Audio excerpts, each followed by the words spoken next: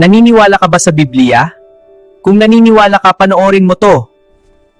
Alam nyo ba na ang lahat ng nangyayari sa mundo ay nakasulat na, at ang lahat ng nakasulat ay magkakatotoo? Lindol at gera, ilan lamang ito sa mga senyales na nalalapit na ang katapusan ng mundo. Ngunit huwag kang matakot, dahil merong isang babalik at ililigtas niya ang lahat ng sumasampalataya sa kanya. O lahat ng naniwala, sumunod at tumanggap sa kanya bilang Panginoon at tagapagligtas ay kanyang ililigtas. Alam ko, kilala mo na siya. Walang iba kundi si Jesus. Siya lamang, wala ng iba.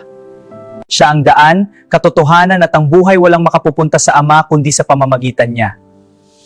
Kaya ikaw na nanonood, ikaw ang nakakaalam ng kalagayan mo. Ikaw ba ay naghahanda o nagsasawalang bahala na lang? Lumalakad ka pa ba sa kalooban ng Diyos o sa kagustuhan mo na lang? Nabubuhay ka ba para sa Diyos o para sa sarili mo? Habang may pagkakataon, kailangan na natin magdesisyon. Hindi bukas o sa mga susunod na araw, kundi ngayon mismo. Magbasa ng salita ng Diyos upang hindi maligaw at laging manalangin upang mapagtagumpayan ang bawat tukso. Ako nga pala si Kobe, hanggang dito na lang. See you sa susunod na episode. Diyos mabalos!